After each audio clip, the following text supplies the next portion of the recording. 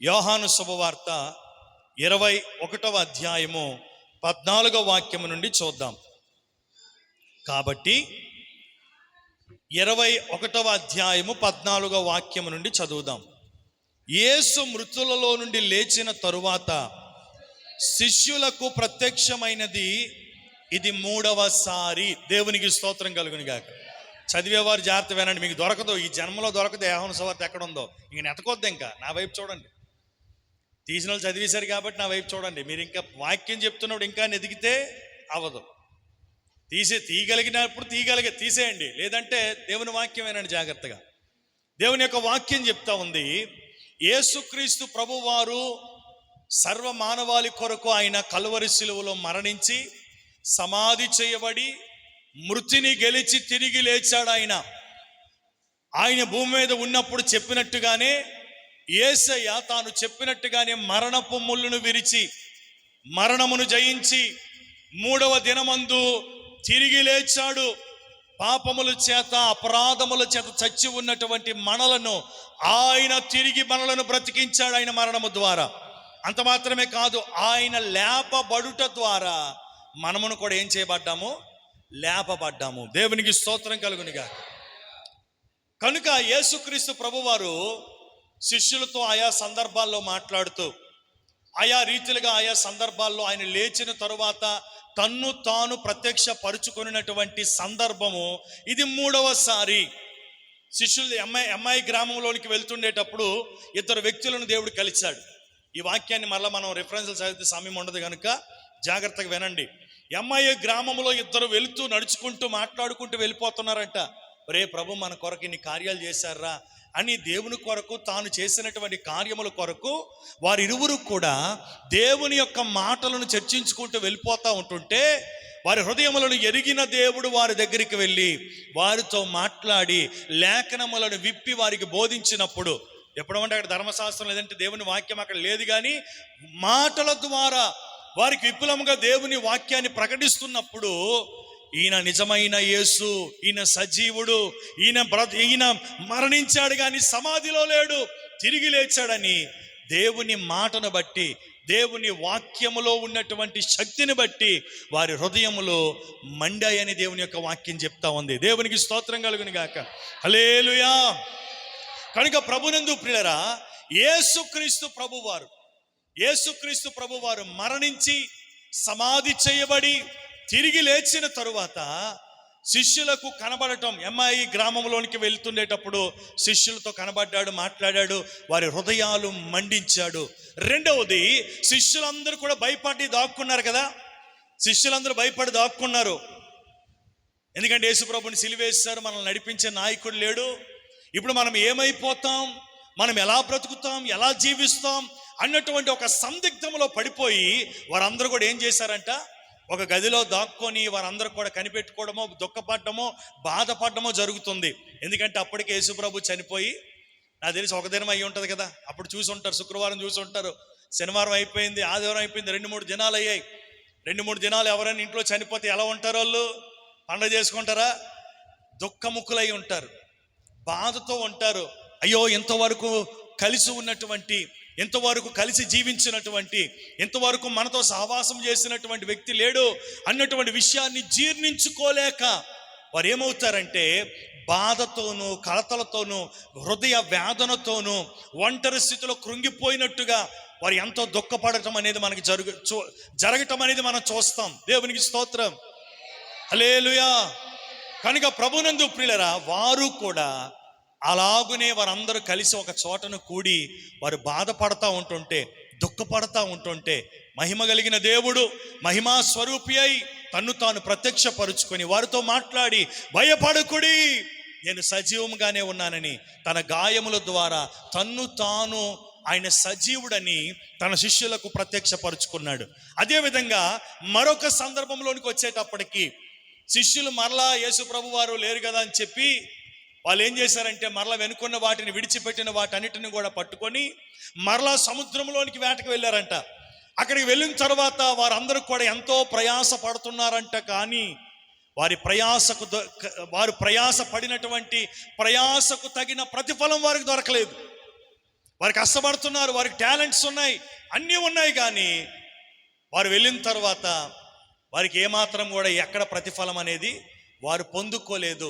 అప్పుడు యేసు దరిని నిలిచి, సముద్రపు ఒడ్డున నిలిచి వారితో మాట్లాడడం ప్రారంభించాడు. ఆయన అంటున్నాడు కదా, మీ కుడి వైపున వలలు వేయండి, అక్కడ విస్తారమైనటువంటి చేపలు ఉన్నాయి, మీకు దొరుకుతాయి అని చెప్పేటప్పుడు బోధకుని మాట వినిన ఆ శిష్యులు అప్పుడు ఇతను యేసు ప్రభువే అని వారు గ్రహించారంట. యేసు ప్రభు అని వారు గ్రహించారంట. గ్రహించిన తర్వాత ప్రభు చెప్పినట్టుగానే వలలు వేశారు కుడివైపున. వారు లాగలేనంత విస్తారమైనటువంటి చేపలు పడ్డాయి. దేవునికి స్తోత్రం, హల్లెలూయా, దేవునికి మహిమ కలుగునుగాక. ప్రభునందు ప్రియులారా, దేవుని యొక్క వాక్యం చెప్తుంది 153 పెద్ద చేపలు పడ్డాయంట. ఆ చేపలు లాగలేకపోతున్నారు, వల పిగిలిపోయినంతగా ఉందంట పరిస్థితి. కానీ వల పిగిలిపోలేదని వాక్యం కూడా చెప్తా ఉంది. మొత్తమే తీశారు. ప్రభు చెప్పినట్టుగానే ఆహారానికి మనకి సిద్ధపరచండి అని చెప్పేటప్పుడు రొట్టెలను చేపలను సిద్ధపరిచిన తరువాత యేసు ప్రభు వారు అందరిని కూర్చోబెట్టి, అక్కడ ఉంటుంది, అక్కడ వాక్యం 13వ వచనంలో, యేసు వచ్చి ఆ రొట్టెను తీసుకొని వారికి పంచిపెట్టెను, అలాగునే చేపలు కూడా పంచిపెట్టెను. యేసు మృతులలో నుండి లేచిన తరువాత శిష్యులకు ప్రత్యక్షమైనది ఇది 3వ సారి. దేవునికి స్తోత్రం కలుగును గాక. అయితే యేసు ప్రభు వారు వారితో కలిసి భోజనం చేశాడు. చేపలు తిన్నాడు, రొట్టె తిన్నాడు, చక్కగా కూర్చొని వారితో కలిసి భోజనం చేశాడు, ముచ్చటిస్తున్నాడు, మాట్లాడుతున్నాడు. భోజనం అంతా అయిపోయిన తర్వాత వారిని పిలిచి అక్కడ ఉన్నటువంటి శిష్యులను చూచి, ఆ శిష్యుల్లో ప్రథమ స్థానం కలిగినటువంటి శిష్యుడు పేతురు, ఆ పేతురును చూచి అంటా ఉన్నాడు. అక్కడ 15వ వచనం, యోహాను సువార్త 21:15, వారు భోజనము చేసిన తరువాత యేసు సీమోను పేతురును చూచి, యోహాను కుమారుడు అయిన సీమోను, వీరందరికంటే నీవు నన్ను ఎక్కువగా ప్రేమిస్తున్నావా అని అడగగా అతడు, అవును ప్రభువా, నేను నిన్ను ప్రేమించుచున్నానని నీవే ఎరుగుదువు కదా అంటా ఉన్నాడు. దేవునికి మహిమ కలుగునుగాక, హల్లెలూయా. ప్రభునందు ప్రియులారా, దేవుని యొక్క వాక్యాన్ని మనం చూసినట్లయితే ఇక్కడ వాక్యం ఏమని సెలవిస్తుందంటే, యేసు ప్రభు వారు వారితో కలిసి భోజనమును సిద్ధపరచండి అని చెప్పి చేపలను రొట్టెలను సిద్ధపరిచి వారందరికీ కూడా పంచిపెట్టి చక్కగా వారందరూ కూర్చొని ఆహారాన్ని భుజిస్తూ ఉన్నారంట. ఆహారాన్ని భుజించిన తరువాత ప్రభు వారి దగ్గర కూర్చుండి ఉన్నటువంటి పేతురును చూచి అని అంటా ఉన్నాడు, యోహాను కుమారుడు అయిన సీమోను, ఇక్కడున్న వీరందరికంటే నీవు నన్ను ఎక్కువగా ప్రేమిస్తున్నావా? ఈనాడు ఈ మాట, ఈ ప్రశ్న, లేదంటే దేవుడు ఈనాడు కూర్చున్నటువంటి దేవుని సన్నిధిలో కూర్చొని జీవాహారాన్ని భుజిస్తున్నటువంటి మనతో దేవుడు మాట్లాడుతూ ఉన్నాడు. వీరందరికంటే ఆ పేతును నేనే అనుకుంటాను, ఆ పేతును నీవే అనుకో. దేవుడు నీతోనే మాట్లాడుతున్నాడు. ఆ పేతును నీవే, ఆ పేతును నేనే, సూటిగా మాట్లాడుతున్నాడు ప్రభు. వీరందరికంటే నీవు నన్ను ఎక్కువగా ప్రేమిస్తున్నావా అని ఆనాడు పేతురుని అడిగాడు. ఈనాడు నిన్ను అడిగితే నువ్వేం చెప్పగలవు? అక్కడున్న మాట చెప్పొద్దు. నిన్ను దేవుడు పేతురుని అడిగినట్టుగా నిన్ను అడిగితే, నన్ను అడిగితే మనం ఏం చెప్పగలం సమాధానం? ఆనాడు పేతురు కూర్చునేటప్పుడు, పేతురు ఎలాంటి వాడో మనకు తెలుసు. ప్రభు కొరకు ఏదైనా చేయడానికి ఒక రోషం కలిగినోడు, పట్టుదల కలిగినోడు, లేదా ఇంకా మాట చెప్పాలంటే ఉద్రేకం కలిగినోడు. యేసు ప్రభుని పట్టుకోవడానికి వచ్చినప్పుడు ఏం చేశాడు? ఆడి కత్తినే తీసి, తన వరలో కత్తిని తీసి ఒక చెవు నరికి పడేశాడు కదా. అంటే అంత ఉద్రేకం అని చెప్పొచ్చు ఒక విధంగా చూసుకుంటే. దేవుని కొరకు ఏదైనా చెయ్యాలనేటువంటి ఒక ఆలోచన, దేవుణ్ణి ఎక్కువగా ప్రేమించేటువంటి పేతురు. మిగతా వారు ప్రేమించలేదా అంటే ప్రేమించారు. ఈ మాటను మనం జాగ్రత్తగా చూడాలి. 12 మంది శిష్యులు ప్రేమించారు కదా, కానీ వారందరి ప్రేమ కంటే పేతురు ప్రేమ ఎలాంటిదో నా ప్రభువుకు తెలుసు. ఈ మాట ఇప్పుడు నేను చెప్పబోయే టాపిక్లోకి వచ్చేటప్పుడు మనకు అర్థమవుతుంది. అక్కడ 12 మంది శిష్యులు ఉన్నారనుకోండి, 12 మంది, అప్పటికి 11 మంది శిష్యులు ఉన్నారనుకోండి. ఆ శిష్యులందరినీ కూర్చొని పెట్టినప్పుడు అక్కడ ఉన్నటువంటి శిష్యులందరితో కలిసి భోజనం చేస్తుండేటప్పుడు అక్కడ ఉన్నవారి మనస్సులను, హృదయ అంతరింద్రియములను ఎరిగిన దేవుడు. అపోస్తుల కార్యములు మనం చదువుకున్నాం కదా, గడిచిన నిన్న నైట్ మీటింగ్లో మనం చదివాం కదా, 1వ అధ్యాయంలో మనం చదువుకున్నాం. అందరి హృదయములను ఎరిగిన దేవుడా అని ప్రార్థన చేశారు వాళ్ళు. అందరి హృదయములను ఎరిగిన వాడని. దేవునికి స్తోత్రం కలుగును గాక. హల్లెలూయా. ప్రభునందు ప్రియులారా, వారందరి హృదయాలు దేవునికి తెలుసు గనుక వారిని వెంబడించడానికి వచ్చిన వారి యొక్క హృదయాలు ఎలాంటివో, ఆయన యొద్ద కూర్చొని ఆయనతో కలిసి భోజనము చేయుచున్నటువంటి వారి హృదయాలు ఎలాంటివో దేవునికి తెలుసు. ఎందుకంటే దేవుడు బాహ్య రూపాన్ని లక్ష్య పెట్టడు. హృదయ అంతరింద్రియములను పరిశీలించగలిగిన సామర్థ్యము కలిగిన దేవుడు ఆయన. అక్కడ కూర్చున్నటువంటి వారందరూ కూడా చక్కగా కూర్చొని ఆ చేపలను, రొట్టెలను తింటున్నారంట. తింటా ఉంటుంటే ప్రభు సూటిగా చూచి పేతురుని అడుగుతా ఉన్నాడు, పేతురు, వీరందరికంటే, ఇక్కడ ఉన్న వారందరికంటే నీవు నన్ను ఎక్కువగా ప్రేమిస్తున్నావా?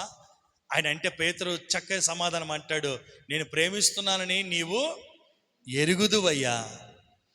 నీవెరుగుదువు, నీకు తెలుసు నేను ప్రేమిస్తున్నానో లేదో, నేను విశాల హృదయంతో ఉన్నానో లేదా, నేను దుష్ట హృదయంతో ఉన్నానో, మంచి హృదయంతో ఉన్నానో, యథార్థమైన హృదయంతో ఉన్నానో, కల్మషము కలిగిన హృదయంతో ఉన్నానో, నీ ఎదుట నేను నిందారహితుడిగా ఉన్నానో, నింద కలిగిన హృదయంతో ఉన్నానో, సమస్తమును కూడా నీకు తెలిసే. నువ్వు నన్ను అడుగుతున్నావు ఏంటి?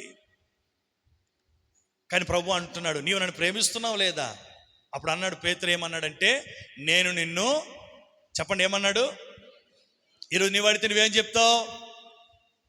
ఓ పాట ఉంటుంది కదా, అందరికన్నా మిన్నగా నన్ను అందరికన్నా మిన్నగా ప్రేమించుచున్నావా, ప్రేమించుచున్నావా? అవును ప్రభు, ప్రేమించుచున్నాను, నిన్ను ప్రేమించుచున్నాను. అందరికన్నా మిన్నగా నన్ను అందరికన్నా మిన్నగా ప్రేమించుచున్నావా, నన్ను ప్రేమించుచున్నావా? అవును ప్రభు, ప్రేమించుచున్నాను, నిన్ను ప్రేమించుచున్నాను. హల్లెలూయా. ఎంత చక్కని మాట అడిగాడు చూడండి. ఇక్కడ మనం జాగ్రత్తగా మనం ఆలోచన చేయాలి. నీవు నన్ను ప్రేమిస్తున్నావా అన్నాడు. ప్రేమిస్తున్నాను ప్రభువా అన్నాడు. అయితే మంచిది, నువ్వు వెళ్ళు, నీ ప్రేమను ఎరుగుదలే, వెళ్ళిపో, నేను నచ్చినట్టు ప్రవర్తించు అని చెప్పలేదు. ఆయనను ప్రేమించు వాడు ఏం చేయాలో తెలుసా? ఆయన పనినే చేయాలి. ఆయనను ప్రేమించు వాడు ఏం చేయాలో తెలుసా? ఆయనతోనే సహవాసం చేయాలి. నేను ప్రేమించుచున్నానని చెప్పి చీకటిలో బ్రతికితే, దేవునికి దూరముగా జీవిస్తే, దేవుని కార్యములను చెయ్యని వారిగా, లోబడనొల్లని ప్రజలుగా, దేవుని కాడిని మోయలేని వారిగా ఉంటే వాడు దేవుణ్ణి ప్రేమించినట్టుగా కాదు. ప్రభువే ఈ లోకంలో ఉన్నప్పుడు ఆయన చెప్పాడు, నా తండ్రి ఇంటిని గూర్చిన ఆసక్తి నన్ను భక్షించుచున్నది అన్నాడు. అంటే దేవుని ఆలయం అంటే, దేవుని పని అంటే, దేవుని పరిచర్య అంటే యేసుక్రీస్తు ప్రభు వారికి అమితమైన ప్రేమ.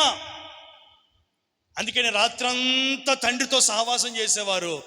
ఉదయం అంతా కూడా అల్లు పెరగక, అనేక పరిస్థితుల మధ్య, అనేక పోరాటాల మధ్య, అనేక ప్రతికూలత పరిస్థితుల మధ్య కూడా భయపడిపోలేదు. యేసుప్రభు కూడా అపహసించారు. యేసుప్రభుని కూడా వీడు దయ్యములు పట్టిన వాడు అన్నారు. యేసుప్రభు మీద కూడా రాళ్ళు రువ్వి చంపడానికి ప్రయత్నం చేశారు.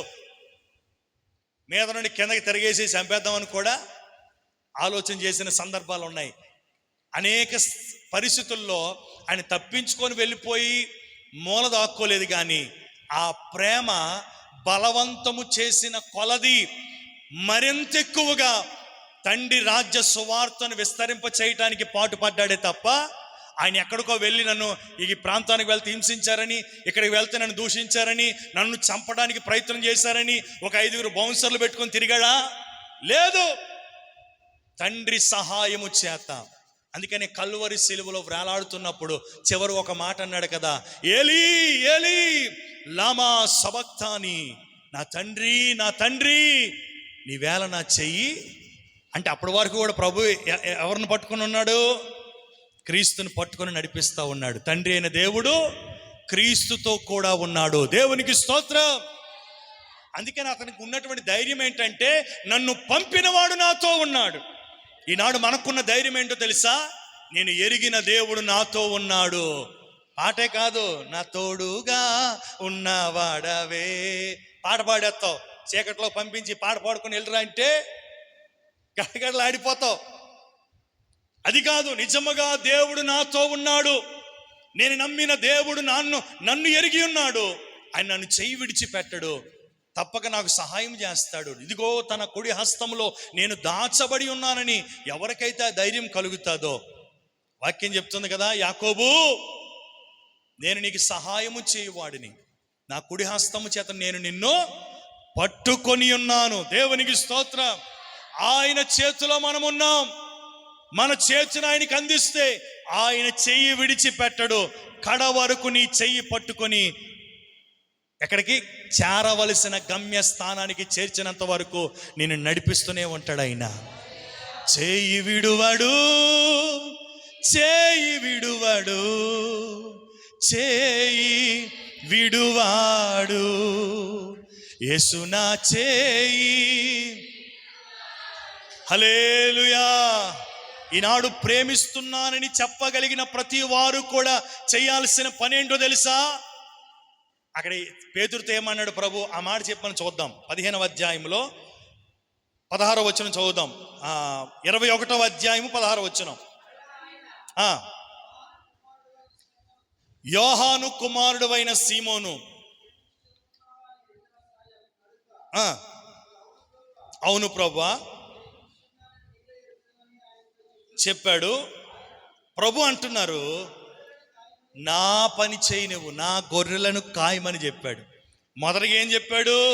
నేను ఎరుగుతున్నాను ప్రభా, నీవు నన్ను ప్రేమిస్తున్నావు అని అంటే, నేను నిన్ను ప్రేమిస్తున్నాను ప్రభా అని చెప్పినప్పుడు ప్రభు చూసి, సరే మంచిది, ఇంటికి వెళ్ళి విశ్రాంతి తీసుకో, నీ పనిపాట్లో పరుగులు పెట్టు, ఇవేం చెప్పలే. నువ్వు నన్ను ప్రేమిస్తే నా పని చేయి. అక్కడ ఏమన్నాడు? నా గొర్రె పిల్లలను మేపుము అన్నాడు. అంటే తను అప్పగించిన తన పరిచర్య ఏదైతే ఉందో దానిని చెయ్యువాడే ఆయనను ప్రేమించువాడు. వాక్యం చెప్తుంది. యోహాను చూడండి, యోహాను రాసిన మొదటి పత్రికలో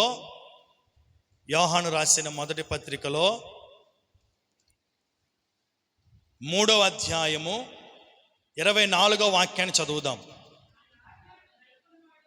ఆయన ఆజ్ఞలను గైకొనువాడు ఆయన యందు నిలిచి ఉన్నాడు. ఆయన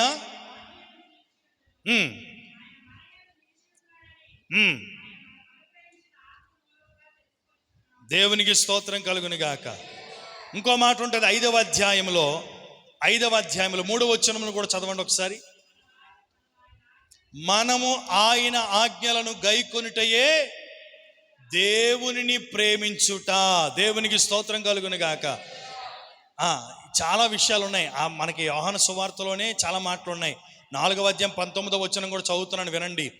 ఆయనే మొదట మనలను ప్రేమించను గనుక మనం ఆయనను ప్రేమించుచున్నాము. ఎవడైనను నేను దేవునిని ప్రేమించుచున్నానని చెప్పి తన సహోదరుని ద్వేషించిన ఎడల అతడు అబద్ధికుడగును. తాను చూచిన తన సహోదరుని ప్రేమింపని వాడు తాను చూడని తన దేవుణ్ణి ఎలాగును ప్రేమిస్తాడు? దేవుణ్ణి ప్రేమించువాడు తన సహోదరుని కూడా ప్రేమింపవలనని ఆజ్ఞను ఆయన వలన మనము పొంది ఉన్నాము. దేవునికి స్తోత్రం కలుగును గాక. నేను దేవుణ్ణి ప్రేమిస్తున్నానని చెప్పిన వాడు ఆయన ఆజ్ఞను గైకొంటాడు. దేవుణ్ణి ప్రేమించేవాడు ఏం చేస్తాడు? అర్థమైందా? పేతురుకి ఏం చెప్పాడు ప్రభు? నీవు నన్ను ప్రేమిస్తే నీవు నా గొర్రెలను మేపుము. రెండవసారి మరలా అడిగాడు ఆయన. రెండవసారి అడిగినప్పుడు కూడా ప్రభు అడిగినప్పుడు కూడా పేతురు నేను నిన్ను ప్రేమిస్తున్నాను ప్రభు అంటే, యేసు ప్రభు ఆయన వైపు చూసి మళ్ళీ అంటాడు, నీవు నా గొర్రెలను కాయుము. మూడవసారి కూడా అడుగుతాడు. అడిగినప్పుడు కూడా అక్కడ ప్రభు ఏమంటాడంటే, నీవు నా గొర్రెలను మేపుము. దేవునికి స్తోత్రం కలుగును గాక. ఎన్నిసార్లు అడిగినా ఎన్నిసార్లు చెప్పినా ప్రభు చెప్పిన మాట ఏంటంటే, నీవు నన్ను ప్రేమిస్తే ఫాలో మీ, ఫాలో మీ. ఎక్కడికో వెళ్ళడం కాదు. నీవు నన్ను ప్రేమిస్తే, లోక సంబంధంగా కూడా ప్రేమించిన వాళ్ళు నా ఎంట పడుతున్నారండి, నా ఎంట పడుతున్నారండి అంటారు కదా. ఆ కరోనా ఎంట పడుతున్నాడండి, అమ్మాయిని ఎంట పడుతుందండి. ఎందుకు ఎంట పడుతున్నారు? నువ్వంటే ప్రేమ, నువ్వు కాదులే, లోకంలో ఉన్న వారి గురించి నేను మాట్లాడుతూ ఉన్నాను. అంటే వారిని ప్రేమించి, వారంటే ఇష్టపడి, వారి కొరకు ఏదైనా సరే చేయటానికి వారు ప్రాణాలని సైతము తెగించి ఏదైనా చేయటానికి వారు ఇష్టపడతారు. ఇది లోక ప్రేమ. నీవు నిజముగా దేవుణ్ణి ప్రేమించే వ్యక్తివైతే ప్రభు చెప్తున్నాడు పేతురుతో, నీవు నన్ను ప్రేమిస్తే నన్ను వెంబడించు, నీవు నన్ను ప్రేమిస్తే నా ఆజ్ఞలను గైకొను, నీవు నన్ను ప్రేమిస్తే నేను అప్పగించిన పనిని నీవు చెయ్యాలి. దేవునికి స్తోత్రం, హల్లెలూయా. ఇది వాక్యము, ఉన్నత ఉపదేశములు ఇవి. నచ్చినట్టుగా ఏదో పైన మాట ఒకరోజు ఈ సబ్జెక్ట్ మాట్లాడి పంపించడానికి కాదు దేవుడు మనల్ని ఏర్పాటు చేసుకున్నది. అపోస్తుల ఉపదేశములో మనం నిలవాలి. అపోస్తుల ఉపదేశం అంటే ఏంటండి? ఏంటి అసలు అపోస్తుల ఉపదేశం నిలబడాలి అంటున్నాం కదా. అసలు అపోస్తుల ఉపదేశం అంటే ఏంటి తెలుసా? అపోస్తుల ఉపదేశం అంటే ఏంటో? యేసుక్రీస్తు ప్రభువారు లోకంలో ఉండేటప్పుడు ప్రభు ఏ ఏ సంగతులను శిష్యులకు ఆజ్ఞాపించి బోధించాడో ఆ బోధే అపోస్తులు కూడా తరువాత తన పరిచర్యలో అదే బోధన బోధించారు తప్ప వేరొక బోధను వారు బోధించలేదు. అదే అపోస్తుల బోధ. ఒక్క మాటలో సూటిగా చెప్పాలంటే ప్రభు శిష్యులకు అప్పగించిన బోధే అపోస్తుల బోధ. ఆమేన్, హల్లెలూయా. అందుకని అపోస్తుల బోధ ఎలా ఉంటుందంటే జ్ఞానయుక్తమైన తీయని మాటలతో కూడినటువంటిదిగా ఉండదు. అపోస్తుల బోధ ఎలా ఉంటుందంటే పొడవబడినటువంటి బోధగా ఉంటుంది. అపోస్తుల బోధ ఎలా ఉంటుందంటే మొహమాటము లేని బోధగా ఉంటుంది. అపోస్తుల బోధ ఉన్నది ఉన్నట్టుగా సత్యమును ప్రకటించేదిగా ఉంటుంది. మనుషులను చూసో, లేదంటే బాగా డబ్బులు ఇచ్చినోని చూసో, లేదంటే అమ్మో వాళ్ళు వెళ్ళిపోతే ఏమనుకుంటారో లేదు. ఆనాడు ఇంచుమించు 3000 మంది రక్షింపబడడానికి కారణం ఏంటో తెలుసా? వారి హృదయములు పేతురు బోధించిన మాటలను బట్టి వారి హృదయాలు పొడవబడ్డాయంట. అంటే వారు పశ్చాత్తాప పడటానికి ఆ మాటలు ఉపయోగపడ్డాయి వారికి. ఆ మాటలు అనుకుంటాం కదా చాలాసార్లు, నీ మాట్లాడిన మాట నాకు నొచ్చుకుందండి అని. బాహ్యంగా మాట్లాడే మాటలు నొచ్చుకుంటే బాధ కలుగుతుంది, కానీ దేవుని మాట మన జీవితంలోనికి వచ్చి నొచ్చుకుంటే మనకి పశ్చాత్తాపం కలుగుతుంది, మారు మనసు కలుగుతుంది. ఆమేన్. నూతన హృదయం కలుగుతుంది. నా జీవితాన్ని, నా యవన జీవితాన్ని మార్చింది ఏంటో తెలుసా? దేవుని వాక్యమే. ఆనాడు మా ఆత్మీయ తండ్రి వాక్యాన్ని బోధిస్తూ ఉంటుంటే, యవన కాలంలో ఉండేటప్పుడు ఇలాగే మీలాగే ఒక దగ్గర కూర్చొని దేవుని వాక్యం వింటూ ఉంటుంటే ఆ వాక్యము ద్వారా నా హృదయము నొప్పించుకోవడం అంటే తిట్టడాన్ని బట్టు కొట్టడాన్ని బట్టు కాదు, నా జీవితాన్ని, నా పరిస్థితిని ఎత్తి చూపిస్తూ ఇలా ఉంటే ఇలా కుదరదు, ఇలా ఉంటే పరలోకానికి వెళ్ళలేవు అనేటువంటి ఒక నాకు కావలసిన ఒక మాట చేత ఎప్పుడైతే నేను దర్శింపబడ్డానో నా హృదయాన్ని దేవునికి ఇచ్చేసాను, నా జీవితాన్ని దేవునికి ఇచ్చేసాను, సంపూర్ణంగా సమర్పించుకున్నాను. కన్నీటి ఆత్మచేత నింపబడ్డాను, రోధించే ఆత్మచేత నింపబడ్డాను, ప్రార్థించే అనుభవాన్ని పొందుకున్నాను, మారు మనసును పొందుకున్నాను. నేటి వరకు అలాగునే జీవించటానికి సహాయపడింది ఏంటో తెలుసా?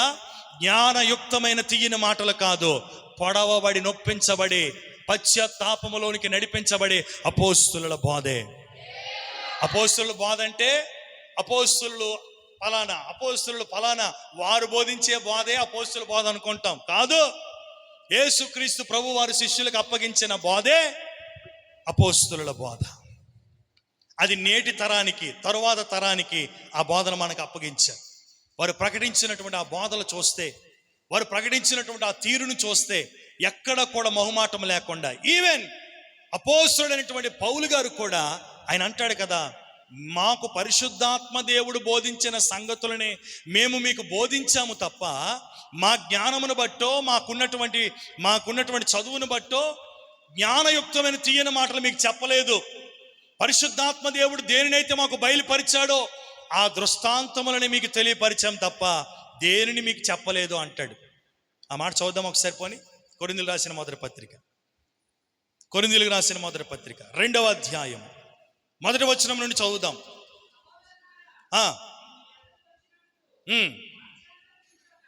వాక్చాతుర్యముతో గాని జ్ఞానము అతిశయముతో గాని దేవుని మర్మమును మీకు ప్రకటించి వచ్చిన వాడిని నేనైతే కాను. నేను యేసుక్రీస్తును అనగా సిలువ వేయబడిన యేసును, సిలువ వేయబడిన యేసును తప్ప మరి దేనిని మేము ఎరగకుందమని మేము ప్రకటిస్తున్నాం.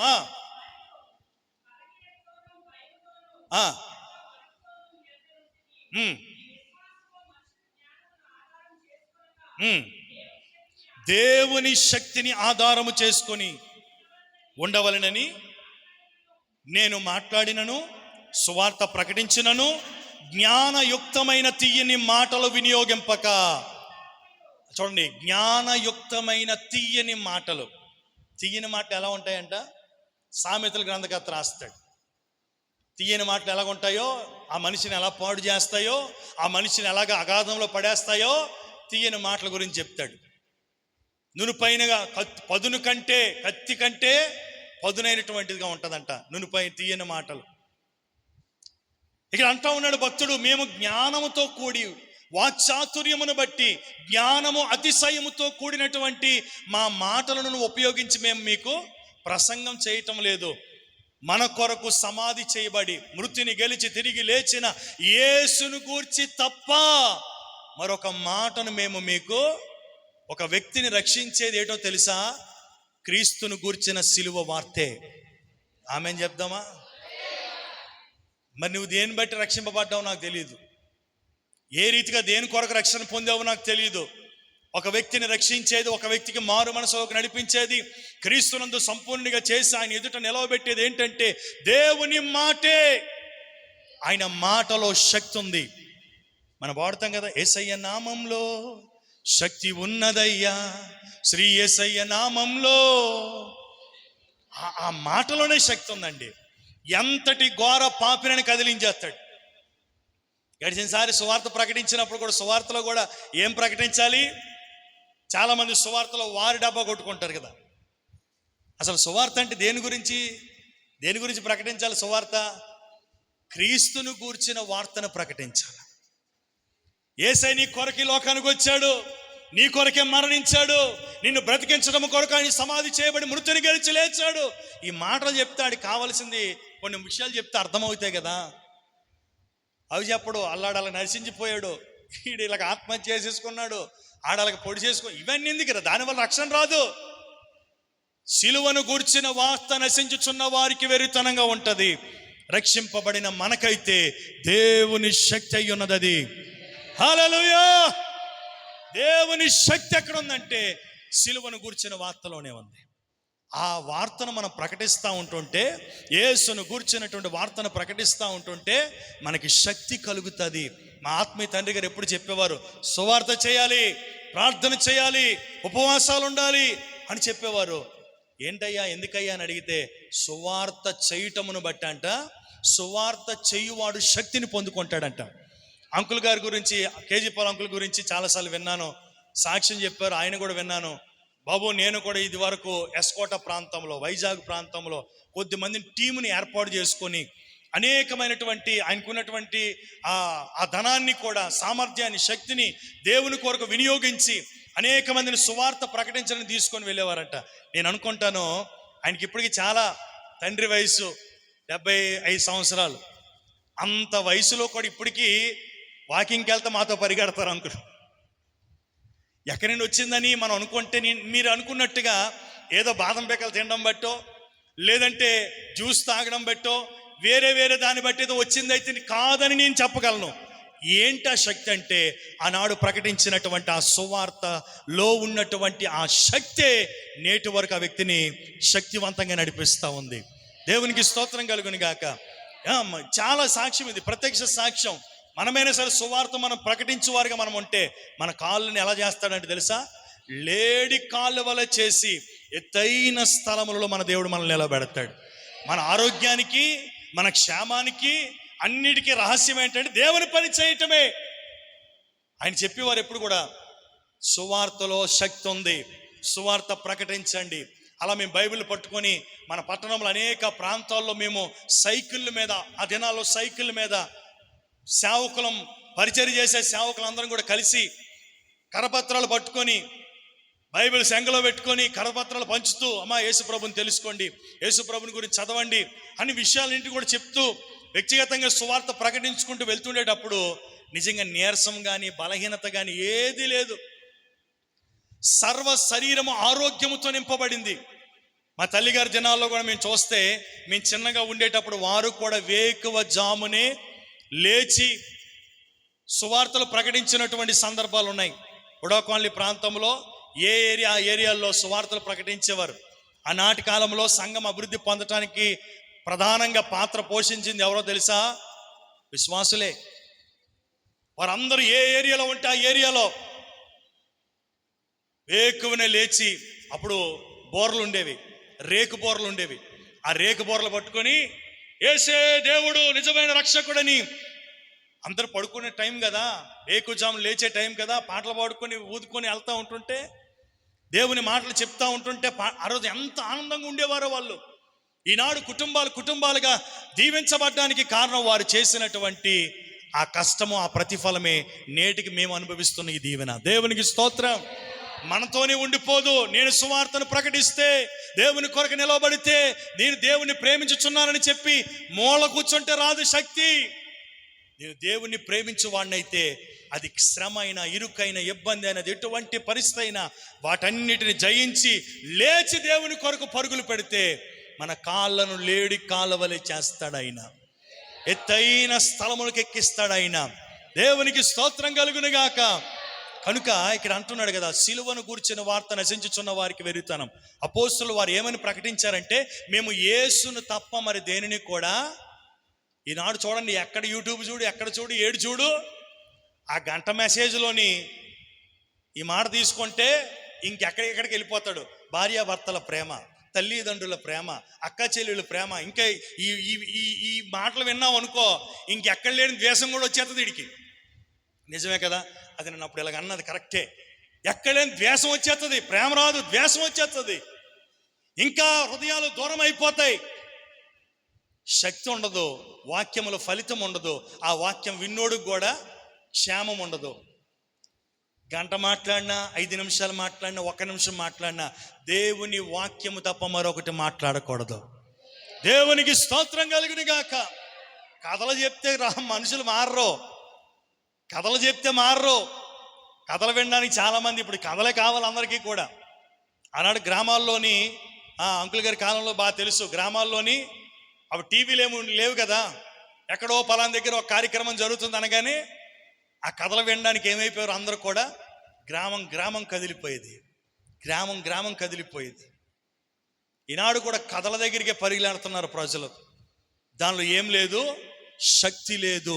అందుకని పౌలు గారు అంటున్నారు, పౌలేం విద్యాహీనుడేం కాదు, గమాలయేలు పాదముల యొద్ద యూనివర్సిటీలో మంచి పట్టా పొందినటువంటి వాడు, మంచి ఆ వాక్చాతుర్యం కలిగినటువంటి వాడు, గొప్ప ధనవంతుడు. ఆయనకి లేని క్వాలిటీ అంటూ ఏమీ లేదు.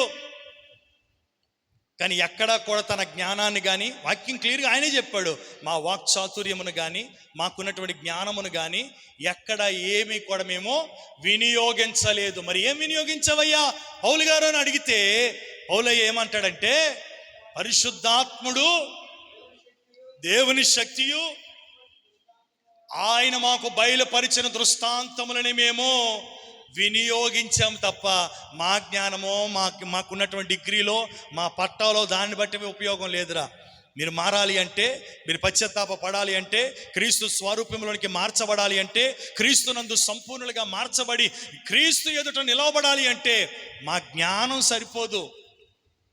మనుషుని జ్ఞానము లోక సంబంధమైన వాటిలో కట్టిబెట్టి ఉండేవచ్చు. చాలామంది అంటారు కదా, వాడు బాగా మాటకారండి, మనుషులు నిలబెట్టేస్తాడండి.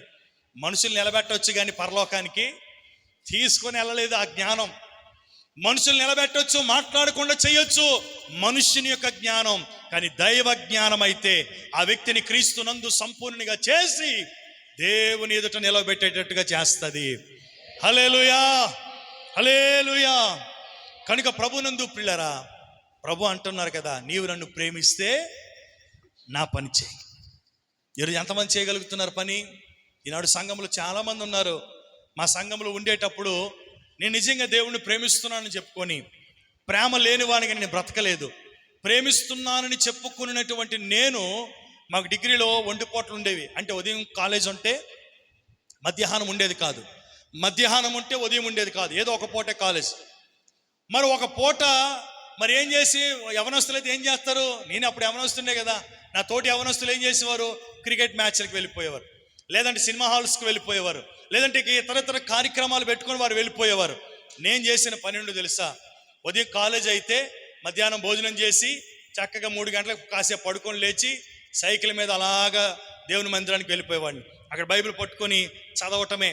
నాకున్న పని ఏంటంటే దేవుని వాక్యం చదవటం, ప్రార్థన చేసుకోవటం, వాక్యం చదవటం, ప్రార్థన చేసుకోవడం. దైవజనులు పిలిచి పలానా ప్రాంతానికి వెళ్ళండి, అక్కడికి వెళ్ళి సువార్త ప్రకటించండి అంటే ఆ ప్రార్థన, ఆ వాక్యములు ఉండేటువంటి శక్తి ద్వారా అక్కడికి వెళ్ళి సువార్త ప్రకటిస్తూ ఉంటుంటే దేవుడు అద్భుతాలు చేసేవాడు. దేవునికి స్తోత్రం.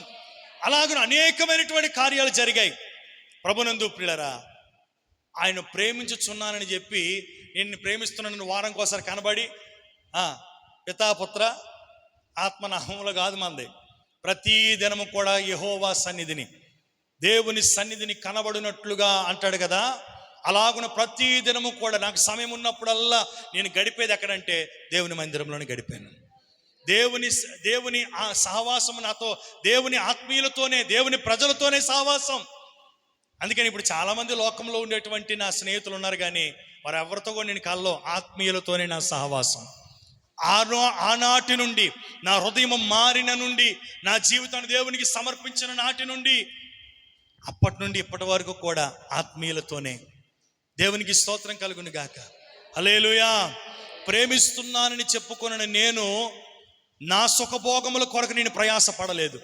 చదువుకున్నాను, ప్రయాసపడ్డాను, అన్ని విధాలుగా ఏదో ఒక ఉద్యోగం చేసుకోవాలనుకున్నాను. కానీ దేవుడు నన్ను ప్రేమిస్తే నా పని చేయి అన్నట్టుగా, నన్ను ప్రేమిస్తే నా పరిచయం అన్ని పేతురుతో చెప్పినట్టుగా ఆయన ఉన్నతమైన పని కొరకు దేవుడు నన్ను పిలుచుకున్నాడు.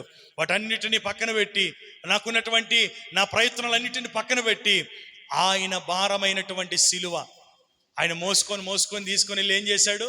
ఆయన పనిని సంపూర్తి చేసి వెళ్ళాడు. మిగిలిన పనిని చేయటానికి అనేకుల్ని ఏర్పాటు చేసుకున్నాడు. వారిలో ఒక పాత్రగా నన్ను కూడా ఎన్నుకున్నాడు ఆయన. దేవునికి స్తోత్రం కలుగును గాక. ఈనాడు నేనే కాదు, సేవకుడే కాదు, ప్రతి విశ్వాసి కూడా దేవుణ్ణి ప్రేమించే వ్యక్తిగా ఉండాలి. దేవుని ప్రేమించేవాడు ఏం చేస్తాడంటే ఆయన ఆజ్ఞలను గైకొంటాడు. దేవుణ్ణి ప్రేమించేవాడు ఏం చేస్తాడంటే ఆయనను మాత్రమే వెంబడిస్తాడు. దేవుని ప్రేమించేవాడు ఏం చేస్తాడంటే ఆయన భారమును ప్రేమించేవాడు మోస్తాడు. ఆమేన్. భార్య భర్తలు ఇరువురు కూడా ఏంటి, పెళ్లి చేసేటప్పుడు చెప్తాం కదా, ఒకరు కష్ట సుఖాల్లో ఒకరు ప్రేమ కలిగి ఉండాలి, ఒకరు కష్ట సుఖాలు పంచుకోవాలి అని, వ్యాధి అందును, బాధ అందును, రోగమందును ఇవన్నీ చెప్తాం. అంటే అర్థం ఏంటి? నిన్ను నువ్వు ఎలాగైతే ప్రేమించుకుంటున్నావు నీ భార్యని కూడా, అంటే నీలో సగమని కాదు కానీ ఏకం, మీరిద్దరూ ఏక శరీరంగా ఉన్నారు. సగం అనేది లోక మాట, కానీ మీ ఇద్దరు కూడా ఒకటే అనేది దేవుని మాట. దేవునికి స్తోత్రం. మత్తయి సువార్తల వాక్యం ఏంటంటే, కాగా వారిద్దరూ కూడా జత చేయబడ్డారు కనుక ఏ మనుషుడు వారిని వేరు చేయకూడదు.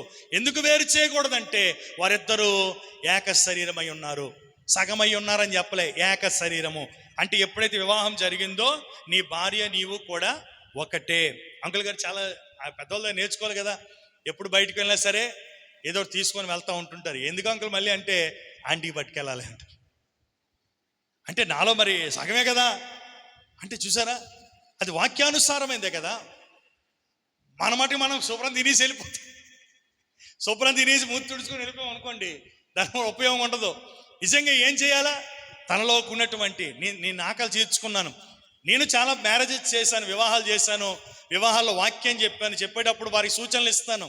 ఏంటంటే, నిన్ను నువ్వు ఎలాగైతే సంరక్షించుకుంటున్నావో, నీ శరీరాన్ని నువ్వు ఎలాగైతే ప్రేమించుకుంటున్నావో, అలాగే నీ భార్యను కూడా సంరక్షించాలి, ప్రేమించాలి అని వాక్యం చెప్తాం. మరి ఎంతమంది వింటారో నాకు తెలియదు, కానీ విన్నట్టు నటిస్తారు పెళ్ళిలోని, అలాగ అంటారు ఉత్తిదే.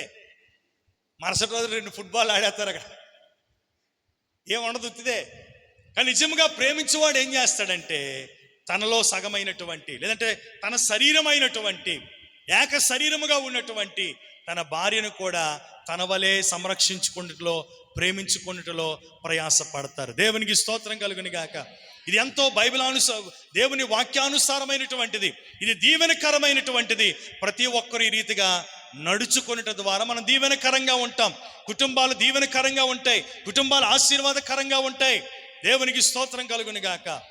కనుక ప్రభునందు ప్రియులరా, ఇక్కడ ప్రభు అంటున్నాడు, నీవు నన్ను ప్రేమిస్తే నా పని చేయి.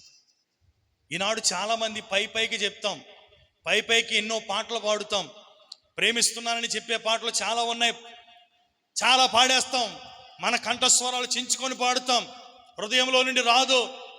కానీ దేవుడు కోరుకుంటుంది ఏంటో తెలుసా? అది నీ జీవితంలో నెరవేర్చబడుతూ లేదంటే నీవు దానిని అభ్యాసము చేయుచు వాటి చొప్పున నువ్వు నడుచుకోగలిగితే అప్పుడు నువ్వు చేసే ప్రతి పనికి ప్రతిఫలం అనేది ఉంటుంది. నేను ప్రేమిస్తున్నానని చెప్పి లోకంలో తిరిగితే, నేను నిన్ను ప్రేమిస్తున్నానని చెప్పి ఎక్కడెక్కడో నువ్వు సంచరించి క్రీస్తుని వెంబడించడం మానేసి, దేవుని ఆజ్ఞలను అనుసరించడం మానేసి, దేవుని పని చేయకుండా నువ్వు ఉంటే నువ్వు దేవుణ్ణి ప్రేమించినట్టుగా కాదు. నేను చెప్పాను కదా, యవ్వన కాలంలో చదువుకునేవాడిని, ఖాళీ సమయాల్లో దేవుని పరిచర్య. సాయంత్రం అయితే ప్రతిరోజు వీధి కోటాలు జరిగేవి. ప్రతిరోజు జరిగిన వీధి కోటాల్లోని హార్న్లు అవన్నీ పట్టుకొని, ఆ తార్బన్లు పట్టుకొని ఒక ఆటో మాట్లాడుకుని ఆటోలో పెట్టేసి ఆ లంకపట్నంలోని, జొన్నగుడ్డులోని, ఇంకా అనేక ప్రాంతాల్లో వీధి కోటాల మీదకెక్కి చెట్లు ఎక్కి, చెట్టు మీదకెక్కి కట్టినోడు ఒకడు, కిందన వాటిని బిగించినోడు, నేను యాంప్లిఫైర్లు బిగించినోడు, మీదకెక్కి కట్టినోడు ఒకడు ఉండేవాడు, సన్నంగా ఉన్నాడు మీదకెక్కి కట్టేవాడు. అలాగే ఒక్కొక్క డిపార్ట్మెంట్ అనమాట. ఎవడు పని ఆడు పని చేయాలా, టక్కుమని పని చేయాలా. పని చేసేవాళ్ళం, పాటలు వేసేవాళ్ళం, పాటలు పాడేవాళ్ళం, ప్రార్థన చేసి పాటలు ప్రారంభించేవాళ్ళం. కరెక్ట్గా వాక్య సమయానికి దైవజనుడు వచ్చి ఒక అరగంట గంట సమయం దేవుని వాక్యాన్ని ప్రకటించి అక్కడ ఉన్నటువంటి వారందరి కార్యక్రమాలు జరిగేవి. ఈ రీతిగా జరుగుతూ వచ్చినటువంటి సందర్భాలు. రాత్రి మళ్ళీ మేము భోజనం చేసి ఇంటికి వెళ్ళేసరికి 11, 12 అయ్యేది. మళ్ళీ తీసుకొచ్చినవన్నీ నిప్పుకొని వెళ్ళాలి కదా. చాలామందికి ఎలాగుంటుందంటే మొదట్లో కొంచెం ఉద్యోగం ఉంటుంది కదా. ఎప్పుడైనా సభ ప్రారంభంలోనూ ఏదైనా పని జరిగేటప్పుడు కష్టపడిపోయి అయిపోతారు. మొత్తం భోజనం 10, 11 అయింది అనుకోండి, నీరసం వచ్చేస్తుంది. ఎత్తినవన్నీ తీయాలి కదా, తీయలేరు. సర్దినవన్నీ మరలా పేర్చాలి కదా, ఉండదు. మొదట ఉండే ఉద్యమం లాస్ట్లో ఉండదు. మీకు అర్థమవుతుందా? వాటన్నిటిని సమకూర్చి, అందరూ వెళ్ళిపోతే వాటన్నిటిని సమకూర్చి దైవజనులు దింపి మళ్ళీ జీప్ వస్తే మళ్ళీ వాటన్నిటిని కూడా, ఆ టైంలో ఆటోలు దొరకవు కదా, మళ్ళీ వెంటనే వాటన్నిటిని ప్యాక్ చేసి చర్చిలో పెట్టి ఆ రాత్రి మరలా ఇంటికి చేరుకునేవాడిని. ప్రభునందు ప్రియులారా, ఎందుకు ఈ మాట చెప్తున్నానంటే, ఇంత పరిచర్య చేశారు కదండి, దైవజనులు మీకు నెల నెలకి జీతం ఇచ్చారంటే ₹1 ఇవ్వలేదు, ₹1 ఇవ్వలేదు. మరి ఎందుకు చేశారు? నేను యేసయ్యని ప్రేమిస్తున్నాను, ఆ పని నా యేసయ్యది, బోర మోసుకొని వెళ్ళటం నా యేసయ్య పనిరా. ఇది మనుషుని పని అయితే నేను చేయను, నా దేవుని పని. ఒకవేళ మనుషులు చేసేదానికి ప్రతిఫలం దొరుకుతుంది, మనుషులు ఇస్తాడు, అది క్షయమైపోయే ప్రతిఫలం. అది క్షయము కానటువంటి అక్షయమైన బహుమానము దేవుడు నా కొరకు సిద్ధపరిచాడు. హల్లెలూయా. నేను చేసిన ప్రతి పరిచర్యకు ప్రతిఫలం ఉంది. నేనే కాదు, నా తరువాత నా కుటుంబం కూడా ఆ ప్రతిఫలానికి తగిన ఆ బహుమానాలు వారు పొందుకుంటారు.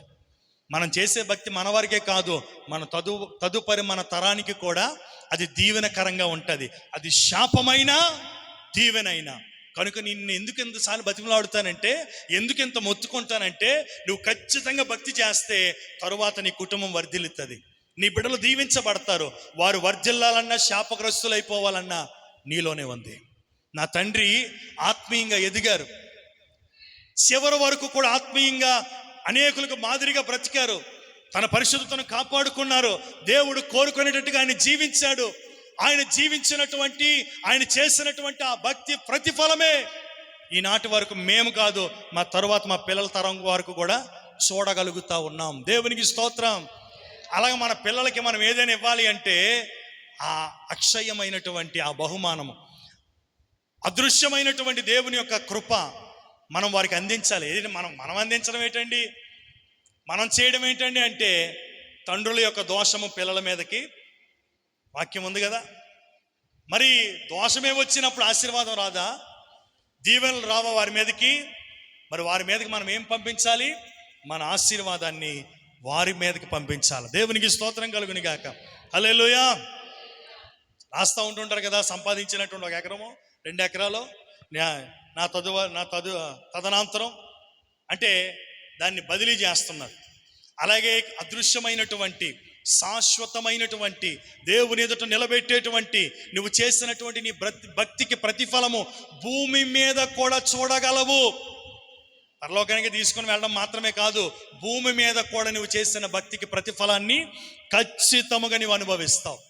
అది కీడైనా మేలైనా ఏదైనా కావచ్చు, భూమి మీద ఖచ్చితంగా దానికి అనుభవించటం అనేది ఒకటి ఉందని మనం గ్రహించాలి. కనుక నువ్వు నిజముగా దేవుణ్ణి ప్రేమించే వ్యక్తిగా ఉంటే, దేవుణ్ణి ప్రేమించినటువంటి వ్యక్తిగా ఉంటే 3 విషయాలు చెప్పాను. మొదటిది, మనం ఏం చేయాలి? ఆయన పనిని చేయాలి. చెప్పండి. మీరు ఎంతకాలం మూతి మూసుకొని ఉంటే ఏ మాట రాదు. చెప్పిన మాట చెప్పాలి. మైకిస్తాను లాస్ట్లో, తెలుసు కదా, మైకిస్తాను లాస్ట్లో చెప్పండి అంటే అలాగంటే కొంచెం ఎలక్ట్ అవుతారండి. దేవునికి స్తోత్రం కలుగును గాక. యేసుని ప్రేమిస్తున్నానని చెప్పిన వాడు చేయాల్సిన మొదటి పని అంటే అవదు. చెప్పండి, ఏం చేయాలా? కుమారు యేసుని ప్రేమిస్తున్నానని చెప్పిన వాడు ఆయన పని చెయ్యాలి. చాలాసార్లు చెప్పాను, మీరు ఎంతమంది ఏం పని చేస్తున్నారో మీకు తెలుసు. ఏం చేస్తావు? వీళ్ళు ఫంక్షన్కి వెళ్ళినట్టు, ఫంక్షన్కి వెళ్తాం కదా, ఫంక్షన్లకు పిలిచినప్పుడు వెళ్ళినప్పుడు ఏం చేస్తామా? భోజనం పెడతారు. గెస్ట్లం కదా, అప్పుడు గెస్ట్లం అప్పుడు. ఎందుకంటే మనం వారికి అతిథులం, గెస్ట్.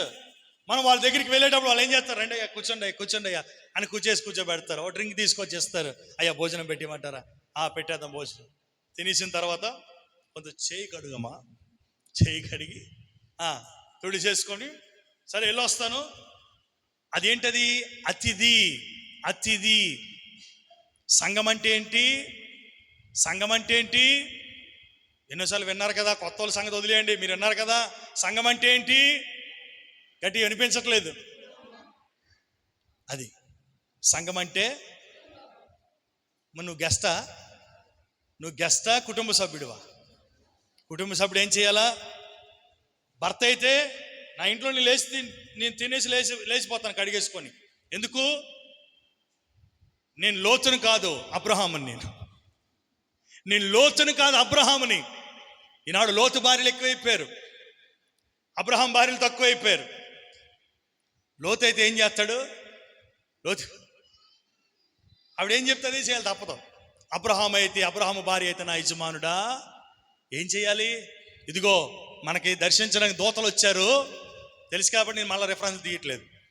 మన దూతలు వచ్చారు మధ్యాహ్న కాల సమయంలో సింధూర వృక్షం దగ్గర కూర్చునేటప్పుడు ఉంది కదా అక్కడ వాక్యం. వారికి సిద్ధపరచు కొంత ఆహారాన్ని నేను చెప్పేటప్పుడు వెంటనే శారాయిలు ఏం చేసింది? వెంటనే ఏం సిద్ధపరచమందో. భర్త పని ఏంటి? ఇదిగో జాయింట్లు తెచ్చాను ఉండు. వాక్యమేనండి, నేనే సొంత మాటలు చెప్పటం లేదు. అబ్రహాం ఏం చేశాడంటే వెంటనే వెళ్ళి తన దగ్గర ఉన్నటువంటి పరివారానికి చెప్పి ఒక మంచి దూడని సిద్ధపరిచాడంట. అంటే సామాన్లు తీసుకొచ్చి పెట్టాడు. ఇప్పుడు ఏం చేయాలి? అమ్మగారు, ఆ సారా గారు వంట చేయాలా? నువ్వే పిసుకో, నువ్వే వండు అన్నాడు అనుకో, అది లోతు. అది లోతుగా ఉండకూడదు. మనం ఎలా ఉండాలా? విధేయత కలిగిన, తన కర్తవ్యాన్ని నిర్వర్తించగలిగిన శారా లాంటి స్త్రీలుగా ఉండాలా. పాస్టమ్మకి పనికొత్తది వాక్యం, రాసుకో. దేవునికి స్తోత్రం కలుగును గాక. ఇప్పుడే వచ్చింది. స్త్రీల కూడికి వెళ్ళినప్పుడు చెప్పుకోవచ్చు అలాంటి మాటలు. వాళ్ళు ఇప్పుడే వచ్చింది, నాకు లేదు కదా ఐడియా. దేవునికి స్తోత్రం కలుగును గాక. ప్రభునందు పిల్లరా, దేవుని యొక్క వాక్యాన్ని మనం చూస్తే అతిథులుగా మనం రాకూడదు దేవుని సన్నిధికి.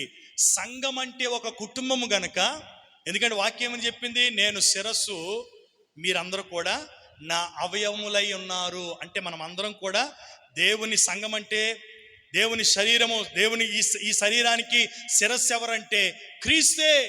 ఇక్కడ పొదిగింపబడిన మనం అందరము కూడా ఏమై ఉన్నామంటే అవయవాలుగా ఉన్నాం.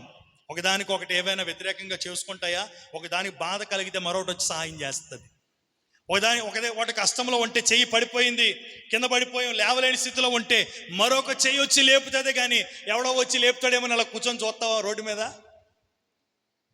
ముందు నీకు కానీ నీ అవయవాలు తెలియకుండా వెంటనే వెళ్ళి వేరొక అవయవానికి సహాయపడుతుంది. అలాగే అవయవాలని చెప్పుకొని దూరంగా కాదు, సహోదర ప్రేమ కలిగిన వారిగా మనం ఉండాలి. ప్రైజ్ ది లార్డ్, హల్లెలూయా. ప్రభునందు ప్రియులారా, ఇది అతిథిగా వచ్చి వెళ్ళిపోయేది కాదు, కుటుంబముగా ఉండేటువంటిది. దేవునికి స్తోత్రం. సంఘం అంటే దేవుని కుటుంబం, దేవుని ఇల్లు. దేవుని ఇల్లు, ఈ ఇంటిలో చేర్చబడిన మనం అందరము కూడా సహోదరులము. ఇక్కడ ఎవరు అతిథులు లేడు. ఏం చేయాలి? చేసిన ప్రతి పని కూడా. ప్రస్తుతానికి నాకు ఇద్దరే కనబడ్డారు ఆ బాధ్యత కలిగిన వాళ్ళు, గీతమ్మ, మార్తమ్మ. ఏం చేస్తున్నారు? ప్రతి శనివారం మనం వెళ్ళిపోయిన తర్వాత చక్కగా మొత్తం మందిరాన్ని, నా ఇంటిని కాదు మందిరాన్ని చక్కగా కడుగుతూ ఉన్నారు. నా పని చేయాల్సిన పని లేదు. ఇది ఎవరి పనిది? పరిచర్య. ప్రేమించేవాని కొరకు ఏం చేస్తావు? రూపాయి ఖర్చు పెట్టానండి, రూపాయి కూడబెట్టానండి, నీకోసమే నీ బర్త్డేకి గోల్డ్ కొన్నాను, అది చెత్తది, గోల్డ్ కూడా తుప్పు పట్టేస్తుందిరా బాబు.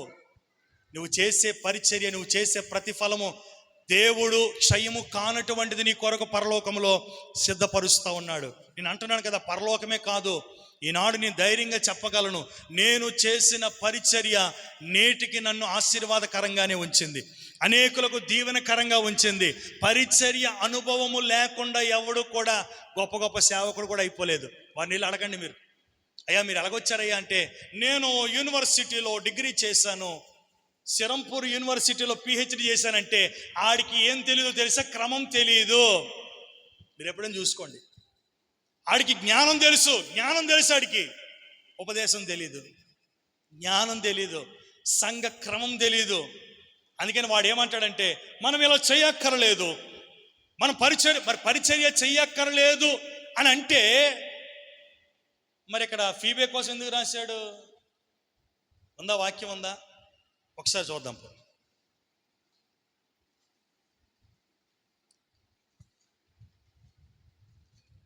పరిచర్య చేసిన వారి గురించి బైబిల్ గ్రంథంలో ఎందుకు రాయించబడ్డాయి? పని లేక రాశాడు అంటారా? లేదంటే ఊరకనే రాశాడు అంటారా? ఇక్కడ మాటలు మనం చాలా జాగ్రత్తగా మనం ఆలోచన చేయాలి. సంఘానికి దేవుడు ఒక క్రమాన్ని పెట్టాడు. ఆ క్రమముగా మనం నడుచుకోకపోతే దానివల్ల ఉపయోగం ఏమీ ఉండదు కదా. చూడండి, ప్రభునందు ప్రియులారా, దేవుని వాక్యంలో వారిని గురించి రాయటానికి హెబ్రీయులకు రాసిన పత్రికలో 13వ అధ్యాయం 1వ వాక్యాన్ని చదువుదాం. సహోదర ప్రేమ నిలువరముగా ఉండనీయుడి, ఆతిథ్యము చేయ మరవకుడి, దాని వలన కొందరు ఎరుగకయే దేవదూతలకు ఆతిథ్యము చేశారు, మీరును వారితో కూడా. దేవునికి స్తోత్రం కలుగును గాక. ఎరుగకయే ఆతిథ్యము చేసిన వారు ఉన్నారంట, ఎరుగకయే పరిచర్య చేసిన వారు ఉన్నారంట. ఇంకా అపోస్తుల కార్యంలో కూడా మనకు చూడొచ్చు. అపోస్తులే స్వయంగా ప్రకటించారు, మాకు పరిచర్య చేశారు, వారి దగ్గరికి వెళ్ళేటప్పుడు మమ్మల్ని ఆదరించారు, వారి దగ్గరికి వెళ్ళినప్పుడు మమ్మల్ని ఆదుకున్నారు. ఒక మాట చెప్పనా, అటువంటి వారి పేర్లు కూడా జీవ గ్రంథములో రాయబడ్డాయి. ఊరకనే లేవు. వారిని మరిచిపోలేదు. వారు చేసిన పరిచర్య దేవుడు మరిచిపోలేదు. వారు తమ పరిశుద్ధులకు వారు ఆతిథ్యం ఇచ్చిన ఆతిథ్యము యొక్క ప్రతిఫలాన్ని దేవుడు వారికి ఇవ్వటము మరిచిపోలేదు. వారి కష్టాన్ని దేవుడు మరిచిపోలేదు. వారు ఆదరించిన దినములో వారు చేసినటువంటి ఆ కష్టాన్ని బట్టి వారు ప్రతిఫలం పొందుకున్నారే తప్ప ఎవరు కూడా విడవబడలేదు. కనుక పరిచర్య చేయటం అనేది సంఘ క్రమం. దేవునికి స్తోత్రం కలుగును గాక. హల్లెలూయా. కనుక ప్రభునందు ప్రియులారా, ఈనాడు ప్రభు అంటా ఉన్నారు, నీవు నన్ను ప్రేమిస్తే మొదటిది నా పని చేయాలి. ప్రభు ఏ పని అప్పగించాడు? నా గొర్రెలను మేపు, నా గొర్రెలను కాయు అని తన పనిని అప్పగించాడు. ఈ పని ఎవరిదంటే తన స్వరక్తం ఇచ్చి సంపాదించిన సంఘం ఇది. ఇందులో మనం అందరము సహోదరులుగా ఉన్నాం, అవయవాలుగా ఉన్నాం. క్రీస్తు శరీరముగా ఉన్నాడు, క్రీస్తు సంఘానికి శిరస్సు అయి ఉన్నాడు. దేవునికి స్తోత్రం కలుగునుగాక. కనుక మనం ఏం చేయాలి? నువ్వు నిజంగా దేవుని ప్రేమించే వ్యక్తి అయితే మొదటగా ఏం చేయాలి? దేవుని పని చేయాలి. రెండవది, దేవుని నువ్వు ప్రేమించే వ్యక్తి అయితే ఏం చేయాలి? ఆయనను మాత్రమే వెంబడించాలి. దేవునికి స్తోత్రం, హల్లెలూయా. హానోకు ఏం చేశాడంట? ఎవరిని వెంబడించాడు? క్రీస్తుని ప్రభువుని వెంబడించాడు. అప్పుడు యెహోవా అని పేరు, కానీ ప్రభువే అనుకుందాం. ఆయన వెంబడించి మరణము చూడకనే కొనుపోబడ్డాడంట పరలోకానికి. హల్లెలూయా. ఎంత గొప్ప విషయం అండి అది.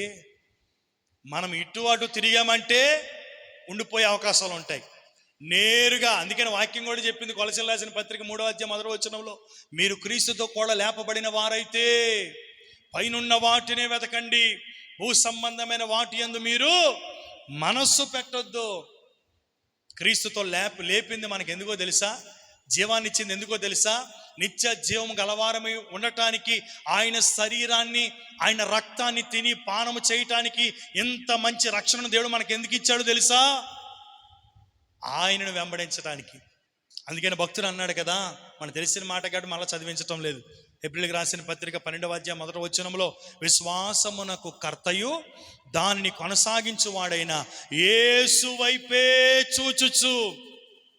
ఎవరో వైపు చూడాలి? చూచుచు ఆయన వైపే పరిగెట్టాలి.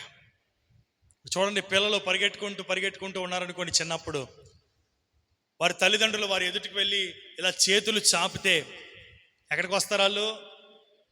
వారి తల్లిదండ్రుల దగ్గరికి పరిగెట్టుకుంటూ వచ్చి ఇంకెటూ చూడరు.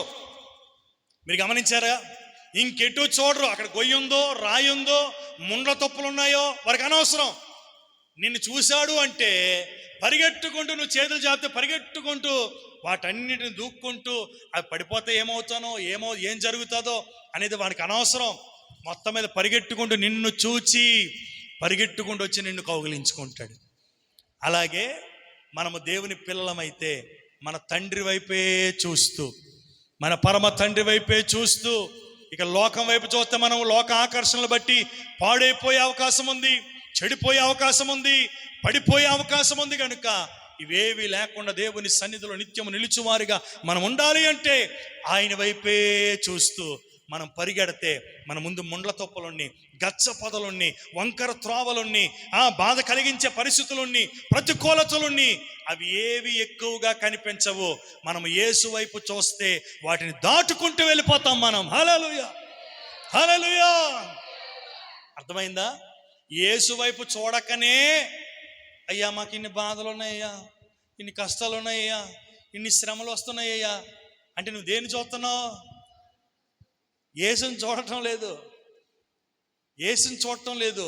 యేసుని చూస్తే వాటన్నిటిని తొక్కుకుంటూ వెళ్ళిపోతావు నువ్వు. ఎగ్జాంపుల్ చెప్పాను కదా, పిల్లల ముందు ఎన్ని పరిచయి, గాజు బెంకులు వేసేయి, మేకులు వేసేయి, ముండ్ల దొప్పులు వేసేయి, రాళ్ళు పెట్టు. తండ్రి ఆ ఎదురుగా నిలబడి ఇలా చేతులు చాపి దా దా దా అని పిలుస్తూ ఉంటుంటే బిడ్డ వేటిని చూడ్డు. అవి గాయం అవుతాయనో, లేదా నేను పడిపోతాను దెబ్బ తగులుతుందనో అవేవి చూడ్డు. తండ్రి ముఖాన్ని నేరుగా చూస్తాడు, పరిగెట్టుకుంటూ వెళ్ళిపోతాడు. ఆ తండ్రే చూసి అంటాడు, అరే రే పడిపోతా ఆగు. మీకు ఆ సందర్భాలు ఎదురయ్యాయా? నా పిల్లలతో ఆ సందర్భాలు ఎదురయ్యాయి.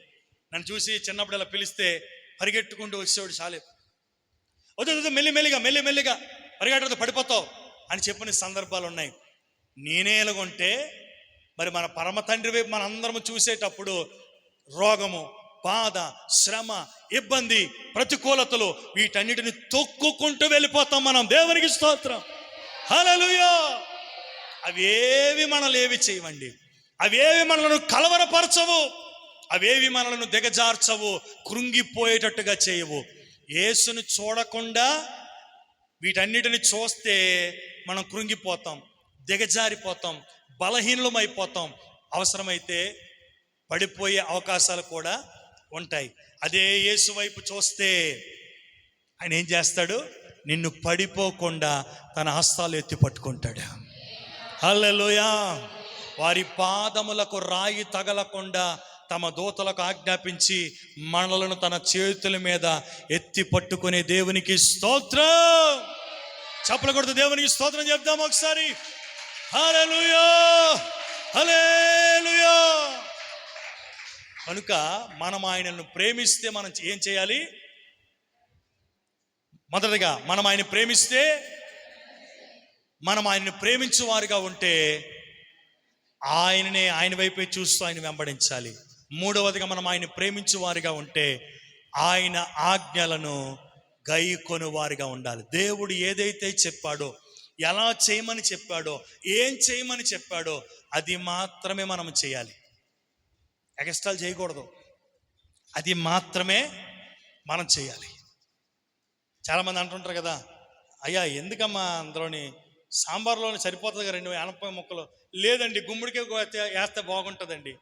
అవి ఎగస్ట్రాలు అంటారండి. అమ్మ చికెను చక్కగా అల్లం వెల్లుల్లి పేస్ట్ చేసి ఉండమ్మా చక్కగా ఉంటుందంటే, ఈ ఛానల్ ఆ ఛానల్ అవి ఇవి చూస్తుంటారేమో. బిర్యానీ ఆకు కూడా వేసేస్తారు చికెన్లో, యాలకులు వేసేస్తారు. అది ఎలాగుంటుందంటే అది ఒక రకమైన టేస్ట్. అది నేను మేము చేపల కూర తిన్నాం అంకుల్, నేను బయట వైజాగ్లో. అది అలాగే ఉంది, చూడడానికి నిగరగల ఆడుతుంది. కానీ బయట రైస్ చేసుకొని తిన్నాం, మధ్యాహ్నం 3 తిన్నాం. మీటింగ్ అయిపోయింది, అన్నీ అయిపోయి కారు చిన్న ట్రబుల్ వచ్చింది. మొత్తం మీద ఏం చేస్తాం, ఇట్లా వెళ్ళాం అటు వెళ్ళాం, అలాగే అయిపోయింది పరిస్థితి. సరే అంకుల్ ఇప్పుడు తినేద్దాం రండి అని చెప్పి కూర్చుంటే, ఏదో ఆకలి మీద ఉన్నాం కదా తిందామని ఆర్డర్ చేసుకుంటే బయట రైస్తోని ఇదేంటి ఇంత ఘాటుగా ఉంది, మన ఇంటి దగ్గర చేసిన దానికంటే బయట ఏది కూడా బాగోదు. దేవునికి స్తోత్రం కలుగును గాక. అందుకే ఆరోగ్యాలు కూడా చెడిపోతుంది, నిజమేది. కానీ కొన్ని సందర్భాలు బయటికి వెళ్ళినప్పుడు ఏం చేస్తాం, క్యారేజ్ పట్టుకొని వెళ్ళిపోలేం కదా. అక్కడ కొన్ని సందర్భాలు కొన్ని తీసుకోవాలి, తప్పదు. ప్రభునందు ప్రియులారా, ఇక్కడ దేవుని యొక్క వాక్యాన్ని మనం గమనిస్తే, ఆయన ఆజ్ఞాపించినట్టుగా మనము చేయగలిగితే మనం దీవించబడతాం. ఆయన ఆజ్ఞాపించినట్టుగా చేసిన శిష్యులు వల పిగిలేంతంతగా వారు చేపలు పట్టగలిగారు. ఆయన ఆజ్ఞాపించినట్టుగా చేసినటువంటి శతాధిపతి ఆ గడియలోనే తన దాసుడు స్వస్థత పొందుట కన్నులారా చూచాడు. ఆయన మాట వినగలిగితే, ఆయన చెప్పినది చెయ్యగలిగితే, చాలామంది ఏంటి ఎలాగుంటుందంటే దూరపు కొండలు నునుపు అంటారు కదా. దూరపు కొండలు నునుపు అంట, అబ్బా ఎంత నునుపుకున్నాయండి. అలా కొండ వెలగడు, కొండ పెద్దది కనబడుతుంది. మరి ఎక్కడ కొండే కదరా, అవి చూడరు, ఎక్కడికో పరుగులు ఎడతా ఉంటుంటారు. ఎక్కడున్నా నువ్వు విశ్వాసంతో ఉంటే నీ విశ్వాసమే అంతే. సాజీల దండుగా, ప్రయాస దండుగా, ఇవన్నీ ఎంత కష్టం ఇది. ప్రభునందు ప్రియులారా, దేవుడు మనకిచ్చినటువంటి దానిని, ఆ ఆజ్ఞలను అనుసరించి మనం నడుచుకోగలిగితే, ఆ కట్టడలను విధులను అనుసరించి మనం నడుచుకోగలిగితే తప్పక మనము దీవించబడతాం, ఆశీర్వదించబడతాం. ఆశీర్వాదం అంటే ఇంకెలాగో వచ్చేదో, ఆయన మాట వింటే నీకు ఆశీర్వాదం.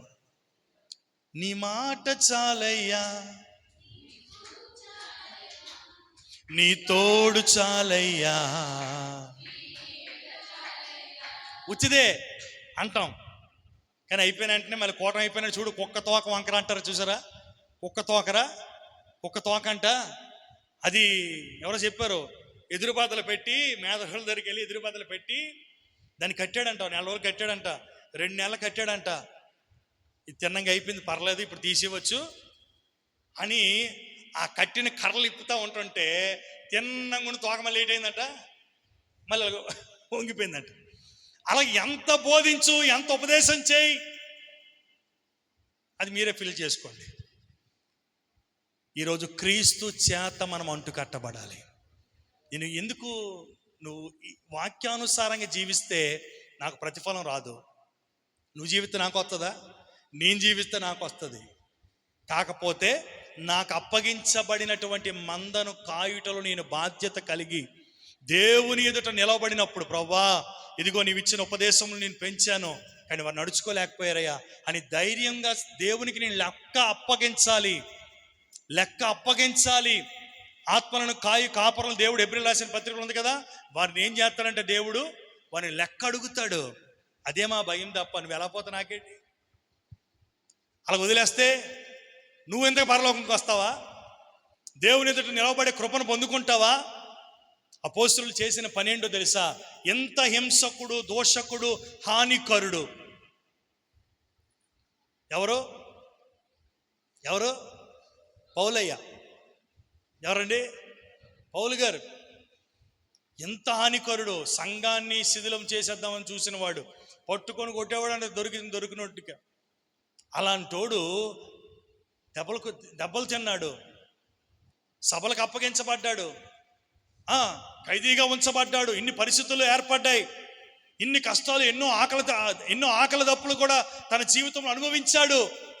ప్రభునందు ప్రియులరా, ఎక్కడా కూడా ఇన్ని పరిస్థితులు ఎదురైనా నేను ఒకప్పుడు ఎవరినో తెలుసా?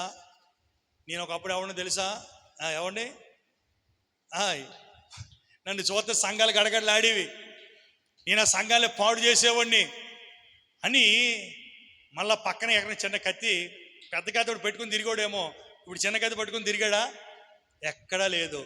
క్రీస్తు కొరకు ఆయన ఏమైపోయాడంటే, ఇక జీవించినది నేను కాదు, నా యందు క్రీస్తే జీవిస్తున్నాడు అంటే పూర్తిగా చచ్చిపోయాడు క్రీస్తు కొరకు. హల్లెలూయా. ఏ శరీర సంబంధమైన క్రియలు తనలో ఏ మాత్రం కూడా పని చేయటం లేదు, పూర్తిగా డెడ్ అయిపోయాడు, చచ్చిపోయాడు. అందుకని చెప్పగలిగాడు ఎవరు చెప్పలేని మాట, నేను క్రీస్తుని పోలి నడుచుకొనుచున్న ప్రకారము మీరు నన్ను పోలి నడుచుకొనండి అని. క్రీస్తుని పోలి నడుచుకోనని చెప్పలేదు. అంటే ఆయన ఏమైపోయాడు? నేను క్రీస్తు కూడా సిలువ వేయబడ్డాను, ఇక జీవించేది నేను కాదు, బ్రతికితే క్రీస్తే, చావైతే హల్లెలూయా. అది క్రైస్తవ జీవితం. అలాగున జీవించాలి, ఆయన మాట చొప్పున మనం చేయాలి. అలా జీవించినప్పుడే అనేకులకు మనము దీవెనకరముగా, ఆశీర్వాదకరమైనటువంటి వ్యక్తులుగా ఉంటాం. అబ్రహాంతో దేవుడు అన్నాడు కదా, నేను చూపించే దేశానికి నువ్వు వెళ్తే నేను నిన్ను ఆశీర్వదిస్తాను. మనం ఎప్పుడు ఆశీర్వదింపబడతామో తెలుసా? ఆయన మాట చొప్పున చేయనట్లు. అవునా ప్రవ్వా, ఎన్ని మైలు దూరం ఉంటుంది, బస్సుకి ఎక్కాలా, ఫ్లైట్ ఎక్కాలా, టికెట్లు ఎవడేస్తాడు, ఇవేం మాటలు లేవు. ఇంకా నేను చూపించే దేశానికి వెళ్ళి అంతే పెట్టి చేతుకొని వెళ్ళిపోవడమే. మనం సలహాలు ఇస్తాం, డీటెయిల్స్ కొనుక్కుంటాం. మనకేంటో తెలుసా, మనం తెలివైన అన్నటువంటి ఫీలింగ్. అబ్రహాము పొజిషన్లో మనమే ఉంటే, అది ఏంటి దేవుడు వెళ్ళిపోమన్నాడు కానీ అడ్రస్ చెప్పాలి కదండి, మళ్ళీ ఒక ఇద్దరు ముగ్గురు పిలిచి అడ్రస్ చెప్పాలి కదండి కదా. ఇలాంటి చర్చలు బోర్డు జరుగుతూ ఉంటుంటాయి. అనేక దగ్గరికి వెళ్ళేటప్పుడు ఏం జరుగుతాయి అంటే, వాళ్ళు ఏదైనా చేశారనుకోండి, అదేంటండి ఆ ముందుకుండా చెప్పాలి కదండి, అలా బస్సు ఉండదని బస్సు వెళ్ళిపోతే టైం అని చెప్పాలి కదండి అని చెప్పి ఈడొకడు అనుకోడు, ఆ ముగ్గురు నలుగురు పోగేసుకొని ఇంక అదే డిస్కర్షన్. అంటే ఇటు పెద్ద తెలివైన ఫీల్ అయిపోతాడు. ప్రభు మాట వెళ్ళి దూకేయంటే దూకేయాలి అంతే.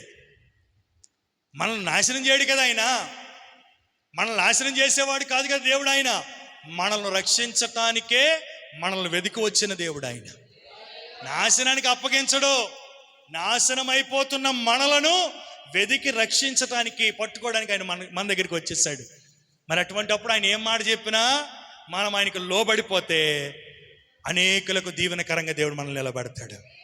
మన తలలను పైకి లేవనెత్తుతాడు, దేశం యొక్క ఉన్నతమైన స్థలముల మీద నిలబెడతాడు. అబ్రహాం చేసింది అదే, దేవుని మాట చొప్పున చేశాడు, అనేక జనములకు తండ్రిగా దీవించబడ్డాడు. కనుక మనం ఈ 3 అనుభవాలు మనం కలిగి ఉండాలి. దేవుణ్ణి ప్రేమిస్తున్నానని చెప్పిన వాడు ఏం చేయాలి? నాకు స్పష్టంగా వినబడాలా. రెండవది ఏం చేయాలి? మూడవది ఏం చేయాలి? అందరూ మోకరించి ప్రార్థన చేద్దాం.